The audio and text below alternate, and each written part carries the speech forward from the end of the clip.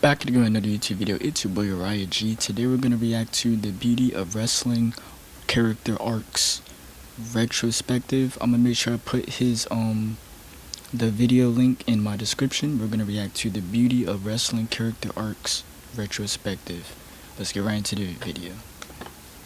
What's going on, beautiful people? It's your boy Pro Grabs, your favorite wrestling shit talking stiffy here. I'm not gonna lie, that little annoying noise you hear in the background, I got the AC and the fan on. It is 99, 100, however hot, however many degrees it is in New York City, is that and now they're looking to do some breaking of their own thing. Okay, and I'm not talking about humans evolving or Adam and Eve or any of your scientific evolutions. Nah. I'm talking about Blue Slide Park, Mac Miller now. Zoop, okay? Word, this is the intro, so you better get into it. Hold on. Alright, here we go. Some wrestling character arcs, you feel me? Roll the thingy. Find out at Dorney Park. Right on. Yankees baseball on My Nine.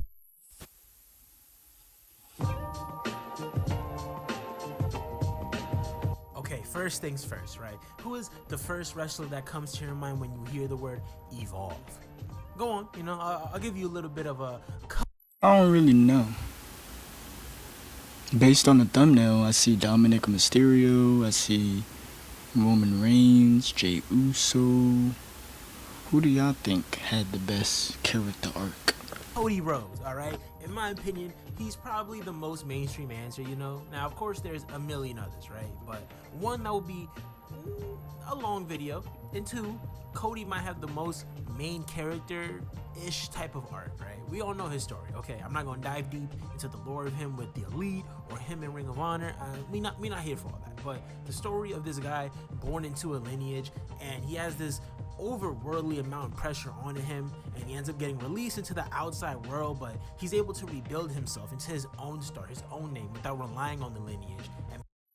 And I can say Cody Rhodes, he worked his way to the top from how he started until now, you know what I mean? Building a name for himself until that same kingdom calls him back to let him back in. That shit is beautiful, bro. You know, there's Drew McIntyre's done this too, and a bunch of others, but Cody's, in my opinion, made one of the biggest impacts because of the storytelling that the character arc brings. The story of this son of a legend being turned into a jester until he bets on himself and becomes one of the industry's biggest stars. That is a movie type of storyline, bro. And the best part is the realness in this story. The realness in the aspect of Cody genuinely got fired. Cody did not own the rights to his So pretty much like a redemption arc. last name for a good while. Cody having to wrestle in gyms to then starting up his own promotion or rival said kingdom and compete against the same company that spat him out in the first place. And the finish your story literally is Now he's back in the opposite company that he was going against. You know what I mean? It's crazy, man. real story because of the realness of the situation. Like, an evolution in wrestling is beautiful because of how relatable that is, right? One of the main key elements that can make storytelling beautiful is the relatability in these stories and the relatability in these character arcs. You see, we've talked over about the Hangman Adam Page character arc and the story of him being at the top, falling to the bottom, to then climb his way to the top again. We relate to that as fans and we cling on. I don't watch much of AEW, so I don't really know much about whatever his name is, Page, whatever his name is. I don't really know. I did know that someone told me his character, he drinks before he goes to the ring. I could be wrong. That's what his character revolves around. I really don't know. That's what someone had told me. To this relatability factor in these characters. At least I do. Shit, I be looking up to these men like, yeah, dad. But I mean, some character arcs we don't really gotta relate to. Like, I think the arc of Roman Reigns' character is one of the coolest of all time. Going from the poopy big dog character to this mob boss type of figure. That, I hate the word, but, aura, which, by the way, shouts out Shay. Game 7 was a tough loss. His got the corrupted hero character of Seth Rollins going from this rebel in the Shield to turning into the Authority's little puppet for the sake of self-success and leaving his brothers behind. The underdog character arc of Mankind being this lovable underdog babyface that no one expects to win the big one, and when he does it, it's the biggest shit ever, bro. Reminds you of a possible someone for a possible world title win. I'm just saying, dog. Like, Yeah, I've heard, them trying to do Sami Zayn like the underdog story, like how Daniel Bryan in 2014. Maybe they can go that route with Sami Zayn. Sammy, dog, I need one world title, honey. Just give me one Sammy run. Now, character arcs are so important for storytelling, but also because of how they develop long-term storytelling. Biggest example as of late, Jay freaking Uso, bro. Jay Uso being a part of the beginning of this Bloodline story literally elevated his character to a freaking superstar, bro. That right-hand man gimmick took him from being tag champs in the Bloodline to being on the fence of the Bloodline, staying a bit, then again one of the biggest pops of the decade when he told Jimmy. Yeah, this storyline is what made him bigger, both of them, Jay and Jimmy, you know what I mean? But I feel like Jay had more, charisma. I feel like Jimmy Uso is really good too. Don't get it wrong. He can wrestle too. Both of them talented. I don't have a favorite one. I mean, they won gold together. Like what, 5 to 10 tag team championships? They're like, I don't even know. They won a lot of tag team belts. Jay Uso could be Grand Slam champion one day. He's won tag team gold. He's won IC title. If he wins more different... Oh, and he won the World Heavyweight Championship. Can't forget about that. It wasn't really a long reign, but it's still in the books. Still in the records. 3... So, he can be a Grand Slam champion one day. And I'm out too. And bam! Super kick to Roman Dome. Super kick to Solo's jaw. My God, this character that Jay went through in this story turned him into a world champion. Hey man, say what you want. You could say Jay can't wrestle. You could say Jay spams the word yeet. You could say Jay can't cut promos no more. All of this could be true, but what you can't say is my man was a world champion, dog. Now, with character arcs, comes some risk. I can't lie. One, you can't rush a character development, right? You can't blatantly ignore your audience for years to shove a man down our throat and force us to rally behind them. Like, no, bro. And the big thing is, these character arcs, they're just natural, dog. Jay, Cody, Hangman, Roman, Drew. These are all arcs that happen naturally because of them getting over with the crowd, but also because we relate to their struggles and stories and how long it takes for them to... And they repackage themselves too. You gotta think about that. He gave examples. Them leaving, coming back, better. They got pushed. When they left the company, came back, they got pushed. Maybe they had to lose some weight or something. I know there was some wrestler, you had to lose weight. You had to leave the company or something. And they didn't want to push him. When he came back, they pushed him to the top. I don't even know. It's just different scenarios for how stuff happens. Repackaging, arcs. You have to do things to... But I could be wrong. Overcome their challenges and struggles. Cody losing at Mania 39 is the biggest example of the possibility of thinking, you're prepared for something when you're truly not, but you bounce back and get that dub the next time. The realism in these arcs are awesome. The stories and characters that blur the line of reality and fiction. CM Punk storytelling for that was amazing, because who would have known that he was gonna lose at 40 and then fight part 2 win 41. That's the story they was telling. Come up and rise to the WWE Championship in 2011 is literally that. A man that got over, whose contract was genuinely ending, and he developed into one of the biggest stars in all of wrestling, bro. These arcs are some of the most memorable things that we as fans remember, right? And we attach ourselves to these characters. They reward the audience for paying attention to the stories and development with these characters, because we get to enjoy a new version of these same characters. If that makes sense, right? It's not just, he's getting pushed all of a sudden just cause. No, it makes sense, and it's a great way to keep fans entertained and engaged. Yeah, because he did say when wrestlers are over, they get pushed. If you're over with the crowd, it's most likely your merch sales are gonna go crazy. You're gonna get a lot of money being in the business. You know, they're gonna push you to the top. Something I love too about these character arcs is the symbolisms that change with these characters. But more importantly, that goddamn aesthetic, dog. One of my favorite absolute things in all of wrestling, as y'all know, is aesthetic, right? The gear, the music, the moveset you choose to have. Some shit I love in wrestling is when a character's entire aesthetic changes because of their character arc. You know, if they turn babyface, they may wear brighter colors. If they Yeah, like you talking about as far as the gimmick. I think he's talking about gimmick wise. turn heel, they may chop their hair and they wear dark clothes. Yeah. Like, ooh, I love that shit. Count how many times I say the term character arc. By the way, I'm kind of now realizing how many times. We gonna come up with a nickname for that term, just so I don't keep repeating it. We gonna call it CA. Okay, a character's CA.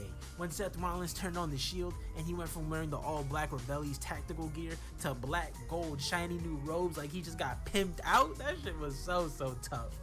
Oh my god, 2014 Seth Rollins. Yeah, that gold attire was fire, man. I need it. He got a brand new theme song, and this was right before the Burn It Down shit, right? This was just straight drums and guitar going dummy. My god. He started busting out the stomp. No. I might be wrong about that. I think he was been doing the stomp. And that's how you know Seth Rollins is a respectable wrestler. Not only he's just good at doing what he does, bro. He's an opportunist, bro. He's the architect. He knows to capitalize off a moment, like Edge or something like that. He knows when the right opportunity. Back in the day, I didn't like Seth Rollins. You know, he was a heel, and you know he was with the Authority. But I'm older now. And I respect Seth Rollins because Seth Rollins did a lot for the company. He's a Grand Slam champion. He has a lot of accolades. He's done a lot for the company. What else can you say? Before he turned heel. I don't remember. But whatever. Honestly, a really good example, you know, y'all may give him flack now, but Chris Jericho, dog. This man has been through reinvention after reinvention and has had like 1,000 characters at this point. But I will give Chris Jericho props, you know. This man was able to switch up the aesthetic each time. From the Y2J debut, and he had the countdown Tron. And he's a rock star. He makes music. What is it? Foxy, some type of rock group or something he's a part of. And he was hitting the walls of Jericho, WCW Lion And I think he's the lead singer. But let's continue. Heart Jericho or ECW Jericho, to the suit wearing 2008 Chris Jericho when he busted out the code breaker, the ones and zeros on the Trons. That shit was awesome, bro. Chris Jericho's in my top 20, bro. He's in my top 10, top 20. I don't know about top 10. Maybe top 20 or top 15. I remember hating this version of Chris Jericho when I was younger. You know, good job as a heel. And then he just all of a sudden, poof, disappeared, right? I don't know what happened to him. To me, whenever a wrestler left WWE, they died, all right? Gone, never seen again. Now, apparently, it was known all over the internet that he was coming back, and there was a leak by a magazine confirming his return. Now, Lil Pro Grabs, he wasn't a part of the IWC, so I had no idea. So when I saw the Raw recap of the Royal Rumble 2013 the night after, because your boy was not watching pay-per-views live. I remember that.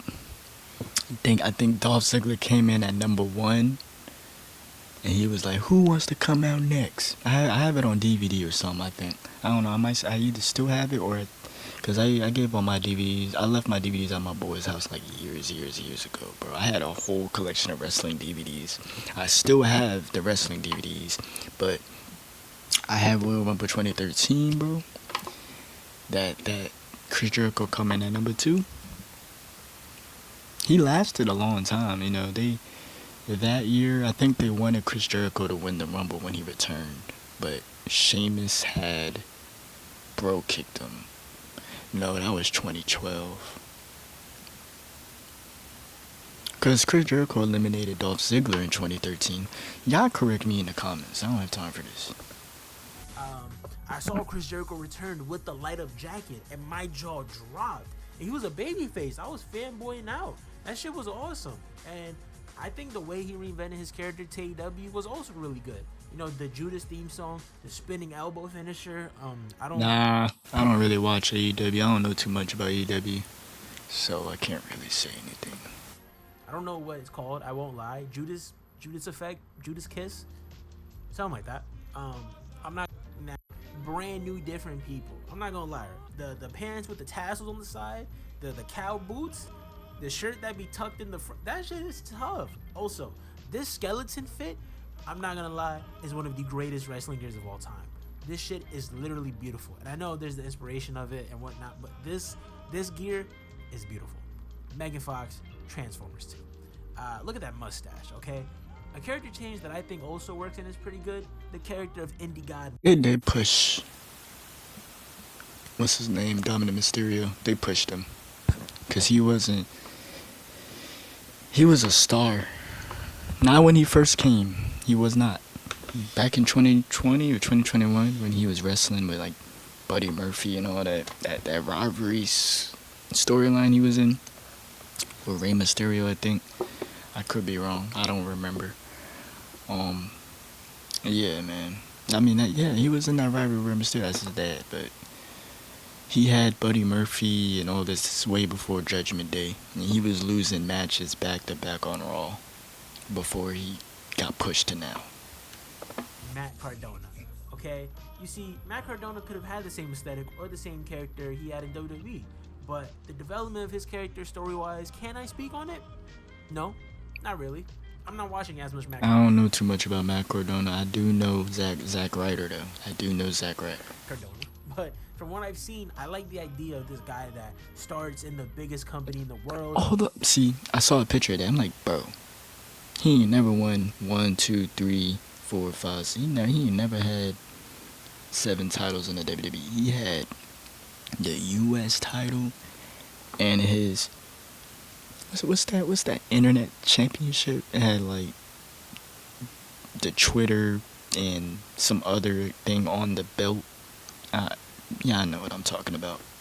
He gets spit out. He becomes this hardcore deathmatch king, and he's essentially like a Mad Max rogue version, as he's the king of the indies outside the main promotions. Like, I don't know. I think that's a cool arc. And, you know, he earned his stripes from competing in death matches with the likes of Nick Gage.